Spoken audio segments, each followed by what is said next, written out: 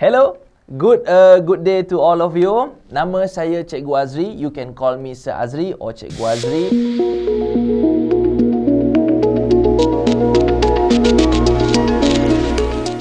Hai semua, apa khabar? Selamat datang kepada kita punya rancangan, iaitu kita nak tengok sama-sama soalan dalam akaun, all the perbincangan and apa tips and trick yang Sir boleh ceritakan hari ni. So today dalam akaun, Sir nak ceritakan sikit dia punya selok-belok lah, apa yang kita nak tengok dan sebagainya. Okay, so ini adalah kita punya nama kertas, yada-yada. So objektif yang kita nak tengok hari ni, kita nak tengok kertas 1, paper 1. Lepas tu adalah dia punya aras-aras tu. Dia ada like macam aras rendah, sederhana dengan tinggi. Nanti saya cerita apa benda yang ada dalam aras-aras tu. Okay. First kali, dia punya format macam ni. Dia ada ABCD. Yang ni paling seronok sekali, Sir. Boleh bulat-bulat ni. Kalau Sir pun Sir suka jugalah. So ada 40 soalan. So dia lebih kurang 1 jam 15 minit. So more or less satu soalan tu berapa? 1 minit setengah. So you kena pastikan lah. 1 minit setengah je, Sir. Saya suka pesan benda ni tau. Kalau soalan tu macam ambil masa lama sangat. Sebab walaupun paper 1, ada juga yang kadang-kadang kena buat calculation tau. Jadi kalau soalan tu rasa, Sir, soalan ni macam like it could go for sampai 4 minutes ni, Sir. Then jangan. Itu saya cakap. Tinggal dulu dan nanti kalau betul-betul ada masa lebih sangat, nanti baru buat balik. Kalau Sir macam tu lah. So itu cerita dia. Okay, so dia memang akan cover semua bab 4 tingkatan 5 semua masuk. Tingkatan 4, tingkatan 5, everything ada dalam tu. So aras kesukaran dia macam saya cakap tadi, yang sederhana rendah ataupun rendah 20, yang tengah-tengah ada 12, lepas tu yang tinggi ada 8. Dia letak susun tak, Sir? Tak, dia letak secara rawak dia random lah. Ikutlah, kadang-kadang jumpa senang dulu, kadang-kadang jumpa susah dulu. Lepas tu you boleh pakai kalkulator. Kalkulator saintifik itulah. Jangan bawa kalkulator kedai mamak masuk pula. Itu dah satu hal pula. Orang order roti canai pula nanti. Okay, so jom kita tengokkan dia punya aras macam saya cakap tu. Yalah, tadi pun kita dah cerita dah pasal aras. So ni saya tunjuk dulu. Untuk aras rendah, kita hanya perlu ingat, hafal lah. Maksudnya ada akta syarikat ke, leja punya tugas ke, macam tu lah. Okay? So kita kena hafal ataupun faham sikit-sikit je. Okay, untuk sederhana, kita dah start kena application. Maksudnya kita dah kena anggap benda tu dalam dunia nyata. Bayangkan kita berada dalam situasi itu. And then kita juga boleh buat analisis apa-apa yang patut. Then last sekali, kalau yang aras tinggi tu, kita dah kena nilai. Nilai ni maksudnya kita dah kena buat satu situasi sendiri dah. Lepas tu kita kena cipta. Satu logik daripada cerita yang kita baca tu. Lebih kurang macam tu lah so aras dia. Tapi saya nak bagi tahu satu berita happy kat sini. Kalau kita tengokkan kepada aras tu kan, soalan senang dan sederhana tu pun dah banyak dah. Kalau nak skor markah yang baik tu, fokus dekat soalan senang dengan sederhana dulu. Lepas tu soalan susah maybe boleh betul setengah pun dah boleh dapat markah yang baik dah. Kalau Sir macam tu lah. Jangan terlampau fokus sangat yang susah tu sampai you abaikan the one yang senang dengan sederhana. Itu yang rugi sebenarnya. So kena cover, so kena ingat benda tu. Proses dia. Okay, so dapatlah Sir. Macam tu lah Sir cerita dia macam tu lah. Okay, baik. Jom kita tengokkan kepada flow dia lah. Kalau kita nak tengok, kalau nak skor A lah untuk kertas 1 ni. First kali, baca soalan tu elok-elok. Dan yang kedua, kena faham. Jangan soalan minta benda lain. Soalan minta langkah, you bagi dia punya pengiraan. Soalan minta pengiraan baki, you bagi dia punya langkah. Jangan macam tu lah. Kadang-kadang, walaupun soalan ni A, B, C, D, dia tahu pelajar tu suka buat apa tau. Kadang-kadang dia letak juga. Dia letak juga benda yang dia tak minta tu. Tapi benda tu betul. Tapi jangan macam tu lah. Contohnya, benda tu betul tapi dia tak minta. You bulatkan benda tu. Jadi dia salah juga. Sebab dia bukan benda yang diminta. So macam tu. So yang ketiga, pengiraan kita biasalah dah boleh bawa calculator and all. Lepas tu, pilihlah jawapan tu betul-betul. Satu benda yang pernah jadi kat student. Ni cerita benar ya. Dekat dalam kertas, dia dah tanda tau. Kiranya 1 sampai 40 tu dia dah tanda dalam kertas. Lepas tu macam mana tah dia lupa nak tanda. You know the paper yang kita gelap-gelapkan tu lah. Kita panggil kertas tu lah. Yang nombor 1 dia ada A, B, C, D. Then you kena lorek kat tempat tu kan. So dia panik tau. You know what happened? Soalan nombor 1 dia jawab A, dia pergi lorek dekat nombor 2 tu A. Dan dia pula tekan macam nak bagi tembus benda tu, habis. Lepas-lepas dia dah buat 40 tu kan. So maksudnya masa 39, dia dah 40. So 39 kat kertas, dia dah 40. So baru dia perasan. Dah dia kena padam balik. Dia kena padam balik. Kertas tu tak boleh ambil baru tau. So tak tahulah apa nasib dia, tapi itu cerita dia. Jangan cuai yang macam tu lah. Bahaya. Okay. So itu point dia kat sini. Jom kita tengokkan dia punya story pasal account ni. Okay. So cerita dia macam mana sir? Well, the story is adalah satu ciri. Ciri adalah sifat-sifat benda tu milikkan perniagaan. Sir, perniagaan memang ada milik lah kan sir? Ya, memang dia ada milik, tapi ada jenis-jenis dia. Ada yang sorang-sorang, ada yang perkongsian, ada yang syarikat. Syarikat tu pula ada pecahan-pecahan dia. And all lah. Okay, tapi cerita dia kat sini, dia kata Akta Pendaftaran Perniagaan 1956 dan liability tidak terhad. Maksudnya tanggungan tak terhad. Oh sir, dia ada dua poin kat sini Okay. So yang manakah menepati ciri-ciri tu? Saya cerita sikit. When we are talking about Akta Perniagaan 1956, dia sebenarnya untuk milikan tunggal. Milikan tunggal ni maksudnya apa sir? Seorang-seorang, satu je pemilik. Bagus tak sir? Bagus tu adalah kerana dia kontrol semua. Dan tak bagus tu adalah kerana dia kontrol semua juga. Sebab kalau dia stop, contoh macam dia meninggal dan apa-apa kan, so benda tu tak boleh diwarisi. Perniagaan tu tak boleh diwarisi. Dia habis macam tu je lah. Account semua tu kan habis macam tu je lah. Okay. Jadinya apa yang lagi bagus sir? Perkongsian bagus sir? Perkongsian pun bagus, tapi dia terhad lah. Rakan-rakan kongsi semua terhad. Lepas tu kita ada syarikat. Syarikat ni sebenarnya kalau ikut kepada rules of thumb, syarikat ni paling terbaik. Sebab tanggungan kepada syarikat tu dia terhad. Contohlah saya ada cerita betul ni tau. Ada satu plumber tu, dia datang rumah, macam mana dia buat ni lah, dia buat air kat bahagian atas tu kan, macam pipe air bahagian atas tu. Lantai tu dah macam reput tau. So what happen is air tu jatuh ke bawah. Kena orang, cedera ke patah saya tak remember. Tapi sebab dia milikkan tunggal, dia boleh disaman tanpa had. Itu yang liability tak terhad tu. Oh, kalau company dia di bawah company, tak saman orang tu, saman company. Nampak tak? So itu beza dia lah. So itu cerita dia sikit sebanyak. Tapi point dia macam ni. Okay. Kalau Akta Pendaftaran Perniagaan 1956 ni, dia adalah milikkan tunggal. Macam saya cakap tadi, milikkan tunggal ni, liability dia, liability, tanggungan. Tanggungan dia tak terhad. Okay, sama juga dengan perkongsian sebenarnya, tanggungan mereka tak terhad. Okay, let's look at the pecahan-pecahan jawapan ni. Okay, peramu, sekejap sambil ni dulu lah. Apa serabut ni, okay. Peramu media berhad. Berhad ni maksudnya syarikat. Dah. Kalau syarikat syarikat akta dia, Akta Syarikat 1965. Okay, salon kecantikan Salina. Salina seorang, right? Tak ada berhad, right? Ini milikkan tunggal lah ni. Ini yang milikkan tunggal. Okay, yang ketiga. Syarikat bersama Sendirian Berhad. Sendirian Berhad pun berhad. Ada perkataan berhad maksudnya syarikat. Again, Akta Syarikat 1965. Lepas tu kita ada klinik pergigian Amir dan Amira. Amir dan Amira. Dua kan. So ini adalah perkongsian. Perkongsian akta dia, Akta Perkongsian 1961. Ada satu lagi tau. Koperasi Akta 1993. Okay, so kat sini, okay sir pun dah cerita dah sir. So B lah jawapan dia sir. B. Salina seorang liability dia tak terhad. Akta syarikat dia berapa? 1956. Okay, so itu yang pertama. Jom kita tengokkan pula kepada yang kedua.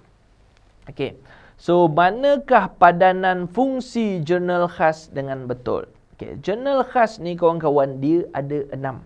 So apa jurnal khas ni sir? Jurnal ni rekod macam buku kita merekod tu kan. Okay, kita akan rekod belian, ataupun kita pulangkan belian kita. Kita beli benda, tapi benda tu rosak, so kita pulang balik. Betul kenapa sir? Yelah, kita beli tu sebagai kita punya stok, nanti kita nak jual. Tapi kalau kita beli benda tu rosak, kita pulang balik. Yang kedua adalah jual. Kita jual barang, betul. Tapi ingat, boleh juga jadi pulangan jualan. Kita dah jual barang tu dalam warranty lagi, customer pulangkan kat kita pun kita rekod. Dan yang ketiga adalah yang berkaitan dengan cash. Kita akan rekod penerimaan tunai ataupun kita akan rekodkan bayaran tunai. Basically dia ada 6 tugas dia. Jom kita tengokkan dekat sini.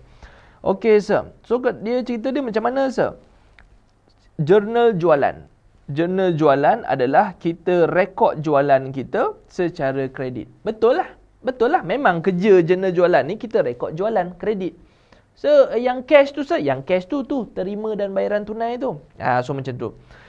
Jurnal pulangan keluar. Kita cerita pula. Keluar tu apa sir? Keluar tu belian. Maksudnya kita beli duit keluar. So jurnal pulangan keluar. So kalau jurnal pulangan keluar, dia memang cerita pasal pulangan barang niaga. Barang niaga tu barang yang kita beli. Itulah kita ni kan. Merekodkan pulangan barang. Kita yang pulang kepada supplier, bukan daripada pembekal kepada pembekal. Nampak saya tunjuk dah kat mana salah dia tu. Sir, bukan daripada sir. Kepada. Yang ketiga, jurnal pulangan masuk. Masuk ni jualan lah. Masuk ni jualan. Duit masuk kan. Jual duit masuk. So, pulangan jualan. Pulangan masuk. Yang ni pun sama. Merekodkan pulangan barang juga. Tapi, bila jualan ni, bukan kita yang pulang barang kepada customer. Customer lah pulang kat kita. Barang kita tu ada benda sikit kan. So, dia pulangkan balik. Sir. Nampaklah kat mana salah tu sir. So, dekat sini. Jurnal penerimaan tunai, dia dapat duit secara tunai, merekodkan penerimaan belian barang niaga secara tunai saja, bukan belian barang niaga saja. Semualah, bukan belian saja. Kalau dia kata terima tunai, anything apa-apa saja yang melibatkan tunai. So dia kena kata belian barang niaga dan semua item, semua transaksi, baru boleh kira betul. Dia bukan tak betul, dia kurang tepat. So, kita kena pilih jawapan yang tepat, iaitu A. Sir. Dapat sir? So, itu cara dia. Let's look at the next one. Sir, apa ni sir? So kita ada journal lah. Journal ni daripada TL Enterprise. Enterprise ni tunggal lah. Satu lah sir, tarikh dia 2018, Ogos 1. Ni keyword dia. Ogos 1. Tak apa. Kita tengok dulu cerita dia sir. Dia katalah daripada bank ada 10,000, perabot dia ada 8,000 dan benda itu hence menjadi modal 18,000. Sir. So dia pun like ada cakap sir dekat sini. Dia kata benda ni aset dan modal pada tarikh ini. So inilah kita panggil, nampak tak? Dia baru cerita pasal modal ni tau. So ini adalah kita nama dia catatan pembukaan. Keyword dia sir, keyword dia adalah benda tu dibuat pada 1 hari bulan kan. Lepas tu dia kata aset dan modal pada tarikh ini. Ni adalah catatan pembukaan. Dia dua lah catatan pembukaan ni. Satu, sama ada kita baru nak buka bisnes tu, ataupun yang kedua kita nak meneruskan bisnes tu. Kita dah buka dah, tapi catatan pembukaan ni kita buat lagi sebab kita nak cerita, kita nak rekodkan penerusan ke perniagaan kita tu. So macam tu Azhar. So itu point dia kat sini so that is number 2. Number 2 apa? Number 3. Jom kita tengokkan pula yang keempat. Apa ni Sam? Yang ni padanan yang betul ni dia macam ni. Apabila kita buat urus niaga sekian-sekian, dia akan duduk dekat analisis yang mana ataupun akan duduk dekat akaun yang mana. Kiranya macam ni sir. Contoh saya buat benda ni, nak kena masukkan dekat akaun mana macam tu je lah. Itu je sebenarnya. Sebab kalau salah masuk akaun nanti tak tally. So sir, macam mana ni sir? So kiranya macam ni. Alright. So dia kata mula-mula adalah baiki kenderaan. Kalau kita repair kenderaan, boleh ke kita masukkan dia dalam tambang? Tak boleh. Tambang tak sesuai. Tambang ni untuk benda-benda yang melibatkan literally tambang lah. Tambang selalunya itulah kapal terbang ataupun ni transport kita. Tapi ni bukannya transport, ni baiki. Oh, jadi dia masuk apa sah? Dia either dua lah dalam masuk belanja belanja umum ataupun belanja pejabat. So itu untuk kenderaan. Okey, kalau kirim bungkusan sah, perniagaan, kan banyak kita tengok gambar kan dalam IG semua kan. Dia apa like ada macam dia macam apa kita panggil benda tu yang dia bungkus tu kita panggil apa benda tu? Itulah parcel. Parcel tu kan. Itu bungkusan tu, so dia akan jadi satu akaun yang besar. Tapi dia tak masuk dekat alat tulis. Lah so dia masuk apa sah? Dia adalah belanja pos lah. Belanja pos lah untuk posting kan. So dia duduk dalam akaun posting. So kalau sampul surat sah, sampul surat pun dia sebenarnya sampul surat tu untuk post juga kan. Dia kira macam parcel jugalah. So dia akan duduk dalam post juga. Oh, okey. Satu lagi cerita ya. Okey. So macam pelbagai ni sah, dia duduk kat mana sah? Pelbagai ni dia adalah like belanja-belanja kecil. Ni belanja-belanja kecil yang jarang-jarang jadi. Belanja kecil yang jarang jadi sah. Selalunya pengalaman saya duduk tengok soalan dia cerita pasal ni lah pinjaman. Contoh kita buat perniagaan tu kan. Tiba-tiba ada pekerja kita minta pinjaman sekejap 100. Dia nak pinjam, dia lupa bawa dompet hari tu. Tapi dia nak beli barang. So dia nak pinjam kat kita kat perniagaan sekejap 100. Macam tu lah. Tu pelbagai. Dia benda-benda kecil yang jarang-jarang jadi. Okey. So kalau ni pula belanja minum sah, belanja minum ni dia bukan kita minum ni, maksudnya bila ada tetamu datang, klien datang, kan bila klien datang ataupun kita pergi jumpa klien kan, kita dinner sekali sebab nak bincang pasal perniagaan, nak go through together. So itu masuk dalam belanja am. Ada sah. Ada dia punya account dia tu. So itu cerita dia. So belanja minuman tu belanja am masa. Belanja am Okay, that's the concept. Baik, mari kita tengok like satu lagi lah. Last maybe tunjuk kat sini Okay. So here dia kata ini adalah dokumen perniagaan. Actually semua benda yang kita buat, duit masuk, duit keluar, semua tu nama dia dokumen perniagaan lah. Cumanya yang mana akan masuk buku tunai runcit. Okay, buku tunai runcit ni maksudnya benda kecil-kecil. Dia benda-benda yang small item lah. Kita beli benda-benda sabun macam tu untuk company macam tu. Okay, so kita tengok sini. Okay, pemilik ni dia bayar bil telefon 200.5 dengan wang perniagaan. Okay, bagi kalau buku tunai runcit ni dia 200.5 ni dah kira besar dah. So bukan dulu. Okey sir, beli barang niaga sampai 50,000 je sebesar kan tu. Beli barang sampai 50,000 tak masuk buku tunai runcit bang. Kakak tak bang.